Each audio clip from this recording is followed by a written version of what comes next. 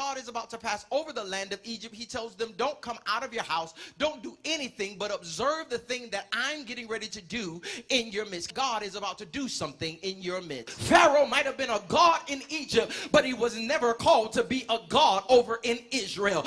Sickness might have been called to be a god over in Egypt, but it's never been called to be a god in the life of the believer. Death might have been a god in the life of the Egyptians, but it was never called to be a god in the life of the believer. Depression might have been a god in the life of the Egyptian, but it was never called to be a god in the life of the believer. Not being whole might have been a god in the land of Egypt, but it was never called to be a god in the life of the believer. Can you just slap somebody high five and tell them it was never called to be a god in your life? Because there are some things that have been trying to be a God in your life, and the living God, God Almighty, Jehovah that sits high and looks low, is about to come and about to execute judgment over everything in your life that's been trying to take his place. He's about to execute judgment over everything in your life that ain't saying what he's saying. He's about to execute judgment over everything in your life that's speaking contrary to your purpose and your destiny. He's about to execute judgment over everything in your life that's speaking purpose, that's not speaking what he says over your life. He's about to execute judgment. He's not just passing over, he's passing through. Well, let me tell you something, that when God is passing through, God is about to resolve every controversy in your life. God is about to resolve everything that you're confused about. God is about to resolve everything that you're losing sleep about. God is about to resolve it, and he's about to determine what your rights are.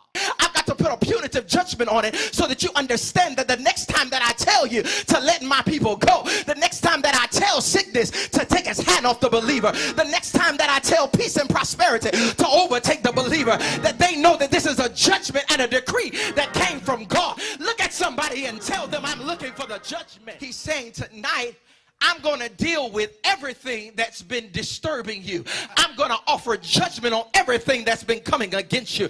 Everything that's been trying to keep you bound. Every sickness that's been trying to overtake your body. Every financial issue that's been worrying you. That child that don't want to get saved. That aunt that's got cancer. That husband that's been sick in his back. I'm going to deal with everything that's been disturbing you. I'm going to rectify it, and I'm going to do it tonight. While you in your house, I'm going to do it. While you standing there eating with your shoes on, I'm going to do it. While you eating that unleavened bread and that bitter herbs, I'm going to do it.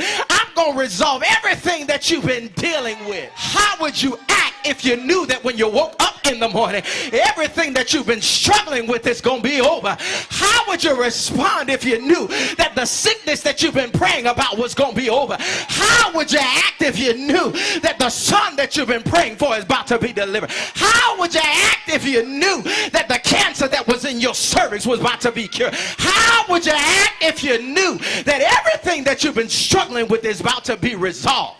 So when we tell the people of God, we say you need to worship God. I know that when I tell you to bless God, that after that the taskmaster going to come and he going to work you a little bit harder because he think that you got too much time on your hands. So then what God has to come through, God comes through, sends 10 plagues upon them, because what God is saying is that I told you in the beginning that this was going to start with worship. And since I told you that it was going to start with worship, I want to make sure that you understand it's going to end with worship too. So now when you get out in the wilderness, when you cross over the Red Sea, I want you just to bless me because I did it and I made a judgment. While I was passing through, I passed over you. Sanctify the Lord. It started with worship and it's going to have to end with worship. My trouble started with worship and it's going to have to end with worship.